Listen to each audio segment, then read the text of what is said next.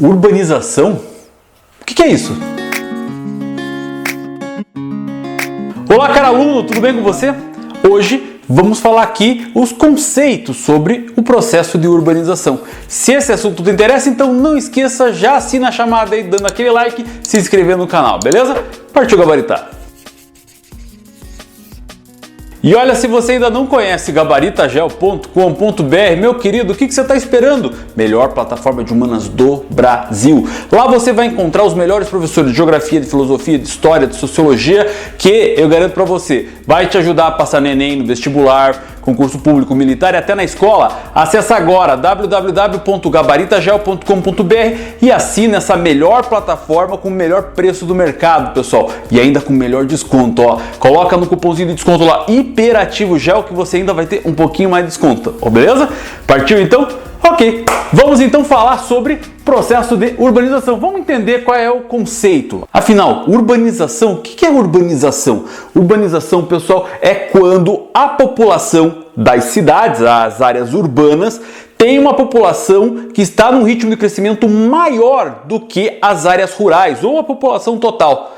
Então, a partir do momento quando há um maior crescimento nas áreas urbanas, chamamos isso de processo de urbanização, ok? Esse processo de urbanização ele não é novo, ele já acontece desde o surgimento das primeiras cidades. Se a gente levar em consideração lá no processo onde houve a revolução agrícola do Neolítico, que deu origem às primeiras cidades, ali já começa as primeiras organizações, as primeiras formas de urbanização. Dá uma olhadinha. Lembra lá quando eles começaram então a se assentar próximo dos vales do rio Nilo, dos rios Amarelo e Vermelho na China, do rio Indo, do rio Ganges, Tigre e Eufrates.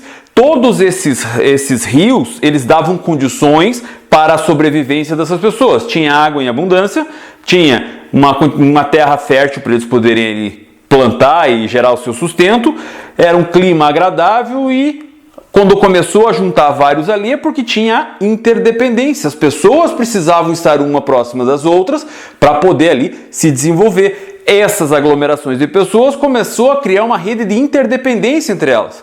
Consequentemente, surge o processo da urbanização.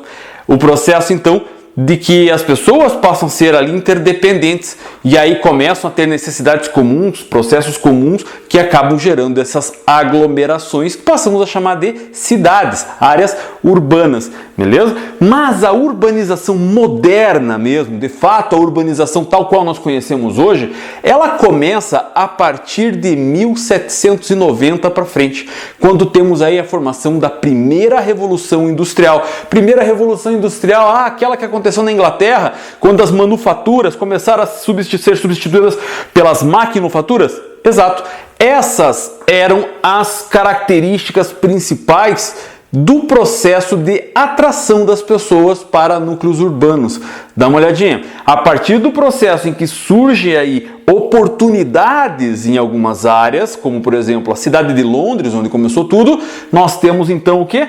Temos a receptividade, chama um monte de gente para as áreas urbanas e essas áreas urbanas começam a ser inchada, crescer. Por quê? Justamente porque ali oferecia condições para a sobrevivência daquela população.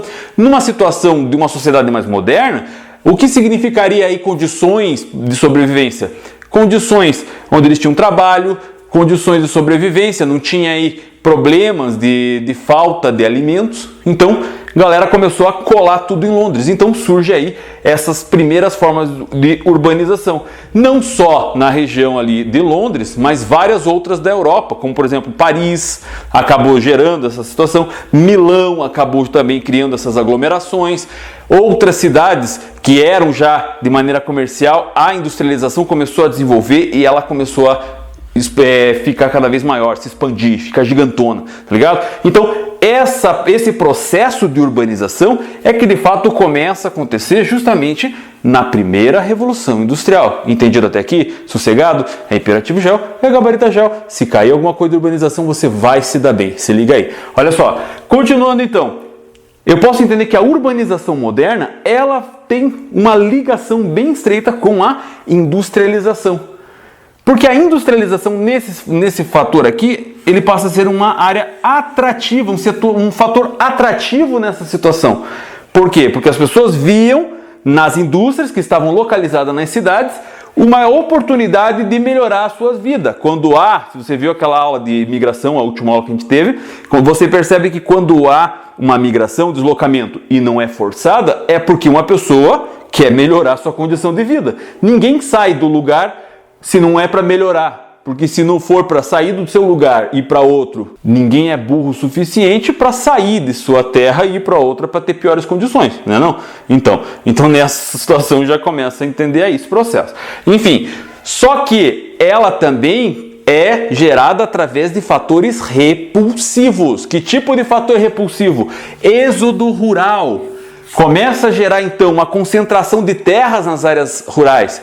Há uma concentração, então, as pessoas que têm maior poder aquisitivo acaba ganhando, tendo aí competição desleal com os menores produtores. Esses menores produtores não conseguem competir em preços dos produtos com os grandes produtores e eles não têm outra alternativa senão fazer aí um arrendamento de terras para esse grande produtor. E aí, obviamente, ele vai ter uma maior concentração de terra, ele vai ter maior condição de competir e vai começar a destruir os pequenos produtores ao seu redor. Que tem duas alternativas. Ou ele vai para as áreas de fronteiras agrícolas, onde ainda está sendo desbravado novas terras, ou ele vai para as cidades na intenção de que a indústria acabe absorvendo a sua mão de obra. Então, nós temos a industrialização como um fator atrativo da urbanização e o êxodo rural como um fator repulsivo. Além da concentração de terra, nós temos também a mecanização do campo.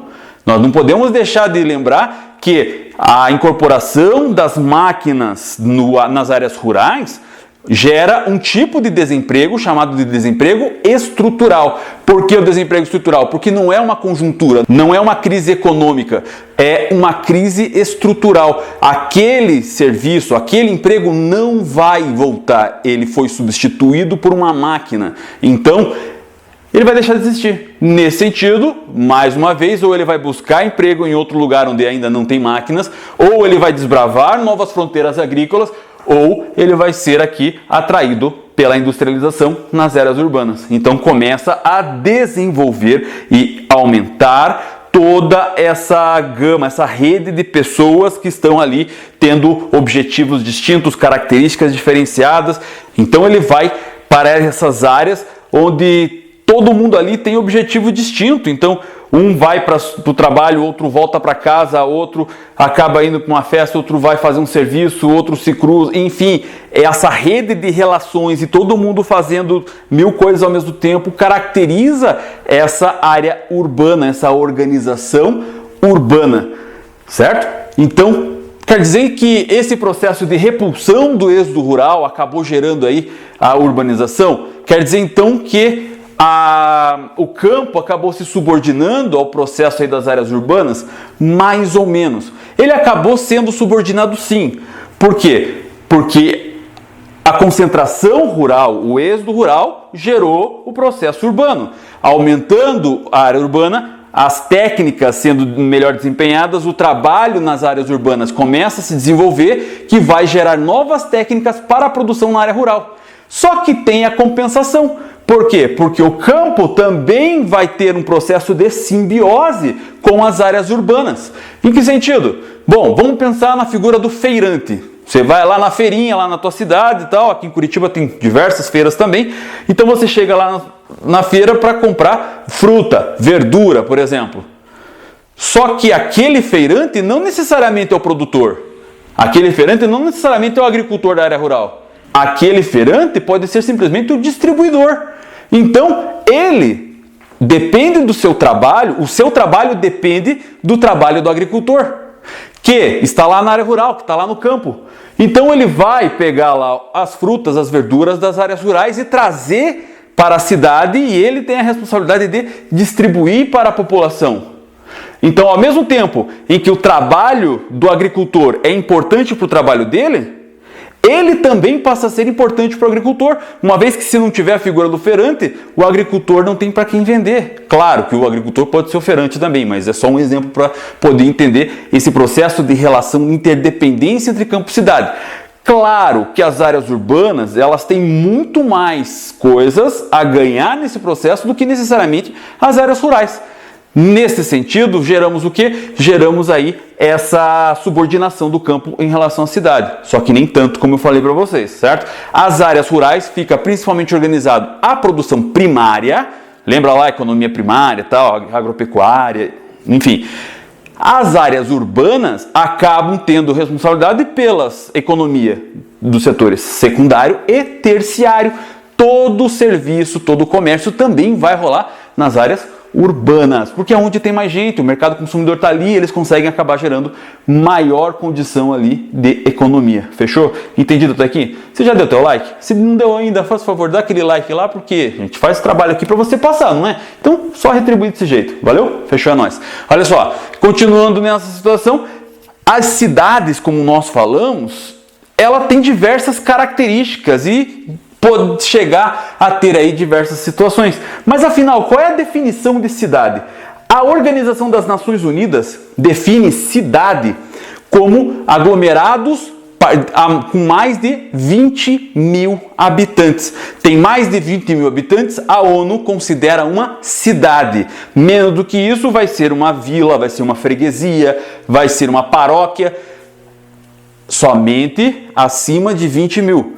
Mas aí temos outras situações, outras definições. Por exemplo, a França define cidade como toda aglomeração humana a partir de 2 mil habitantes. Na Noruega, isso já é um pouco mais, com 5 mil. No Brasil não tem uma distinção de quantidade. Ela é caracterizada, segundo o IBGE, como toda sede de município. Se num município, se naquele lugar tem uma prefeitura, tem uma Câmara de Vereadores, tem um poder judiciário que atuam em esfera municipal, ali é a sede de um município. Consequentemente, ele se transforma numa cidade, independente do tamanho. Então a gente vai ter cidades como, por exemplo, em São Paulo, Borá, com cerca de 800 habitantes. Tem aqui no Paraná também Fernandes Pinheiros, com cerca de 2 mil, 3 mil habitantes. Pequeníssimas cidades que são sedes de município, portanto também são consideradas cidades, mas em outras regiões, em outros países ou definições de outras organizações, não podemos chamar isso de cidade. Mas enfim, no Brasil, toda sede de município consideramos uma cidade. Eu vou falar mais isso quando a gente tratar na próxima aula sobre rede urbana, hierarquia urbana e função de cidade. Fechou? É nóis. Continuando aqui. Como é que se distribui a população nas áreas urbanas? Pessoal, a América Norte, Central, do Sul, América Anglo-Saxônica ou Latina, toda ela junta, temos aí 76% da população nas áreas urbanas. Então nós temos uma concentração populacional desse continente voltado às áreas urbanas, voltado aos setores secundários e terciários, ok? Ah, quer dizer que não tem setor primário? Tem. Temos aí 30 e poucos por cento, ou 20 e tantos por cento ainda de processo de áreas rurais. Beleza? A Europa vem em segundo com 75%. E aí a gente vai entender que ali foi o berço da Revolução Industrial, que o capitalismo comercial já rolava ali. Então, as áreas rurais, elas são menor parte, menor concentração da população. Grande parte da população encontra-se nas áreas urbanas. Até porque nas áreas, principalmente da Europa, ela já vai ter aí uma mecanização do campo. O campo vai estar bem mais tecnicizado, vamos dizer assim, com maiores técnicas. Consequentemente, a gente acaba tendo uma menor concentração de pessoas vivendo nas áreas rurais. Belezinha? Oceania também, se a gente levar em consideração a população da Oceania, ela é composta basicamente por Austrália e Nova Zelândia. Aí se tivesse os outros países, tem diversos outros países, mas ele acaba sendo ali uma percentagem bem pequenininha relacionado aí à quantidade de pessoas existentes na Austrália e na Nova Zelândia, entendeu? Então nesse sentido, na Oceania, 70% da população de lá, mais precisamente a Austrália e Nova Zelândia, está nas áreas urbanas. Eles estão nas áreas onde temos aí mais serviços secundários e terciários. Enfim, África e Ásia acabam tendo aí uma maior quantidade de população rural, ou seja, tanto o continente africano quanto o continente asiático tem uma característica, uma predominância de serviços no setor primário, de trabalho nos setores primários, ok? A agropecuária, tanto na África quanto na Ásia, ela é bastante interessante. Ah, Silvestre, e por exemplo no Japão? Sim, o Japão vai ter uma quantidade aí de urbanização muito maior. A China hoje em dia também. Vamos ter a Índia também bastante urbana. Mas se a gente levar em consideração toda a extensão da Ásia, toda a população asiática, que não é pequena, vamos lembrar disso, nós vamos ter, por exemplo, aí, grande parte da população nas áreas rurais, praticando o trabalho do setor econômico primário, que é o mais suscetível às intempéries. Quando acontece um problema aí climático, acaba perdendo o seu rendimento. É o que tem maior vulnerabilidade social, vamos lembrar disso, ok? E esses dois acabam gerando essa situação. Só para finalizar aqui, surgimento das cidades. Como que as cidades surgem? As cidades surgem através de duas situações. Ou elas são cidades espontâneas, que elas acabam surgindo devido a fatores atrativos ou repulsivos de algum outro canto, tá? Então, São Paulo, Rio, Recife, por exemplo, foram cidades que surgiram de maneira espontânea. As pessoas começaram a se aglomerar. Manaus, no Amazonas, também é uma cidade que se formou através da espontaneidade. Claro que houve o projeto da industrialização da Zona Franca de Manaus, na região ali da Amazônia, que foi feita pelo governo federal. A ideia era criar essa zona lá, mas eles não planejaram a cidade, eles planejaram que houvesse trabalho para aquela galera. Só que toda a população do estado do Amazonas acabou concentrando na capital, fazendo o processo de urbanização. Então você vê na Amazônia uma série de verde para tudo quanto é lado, e de repente do nada surge uma metrópole de 2 milhões de habitantes no meio da floresta amazônica. É muito louco isso, mas é uma forma de surgimento espontâneo das cidades. Além disso, São Paulo, devido ao processo aí do primeiro ponto de urbanização, do ciclo do café, enfim, da história do Brasil contada, o Rio de Janeiro também e Recife nesse mesmo processo. Agora existem cidades planejadas, onde houve a ideia de criar a cidade para depois haver a ocupação. Cidades como Brasília, Belo Horizonte, Palmas, no Tocantins, são exemplos de cidades planejadas. Se você olhar o mapa de cima, você consegue ver desenhos, pois foi arquitetada a cidade. Por exemplo, a Brasília vai ter aquele formato do avião. Palmas vai ser aí todos formados por bulevares. Belo Horizonte também vai ter todo circundado lá pela Lagoa da Pampulha. Enfim, tem diversas outras situações. Agora, outras cidades são partes espontâneas, partes planejadas, como Curitiba, minha cidade. Parte dela foi totalmente planejada, com largas vias que fazem binárias, canaletas onde passam aí ônibus expressos. Curitiba ainda não tem necessidade de metrô, pois a mobilidade urbana causada por esse planejamento urbano acaba sendo importante, ok? Mas também acaba tendo problemas aí nas áreas mais periféricas. Mas esses problemas da periferia a gente vai contar nas próximas aulas, beleza? Bom, pessoal, eu espero que você tenha entendido essa aula. Eu vou ficando por aqui e antes de eu terminar o vídeo, lembre que eu vou dar um espacinho para você dar print em tudo isso aqui que está na tela, beleza? Vai aparecer aqui mais ou menos aí para você clicar no Gabarita Gel, e lembra que o Gabarita Gel, gente, é aquela parte importante para você assinar e se dar bem lá no vestibular. Então assina. Aqui a gente vai ter para você se inscrever no canal, beleza? Se você ainda não é inscrito, e nós temos aí outros 2 videozinhos para você se dar bem no Enem. Dá uma olhadinha que você vai gostar, beleza? Muito obrigado por ter assistido esse vídeo até aqui, Tchau, print na tela.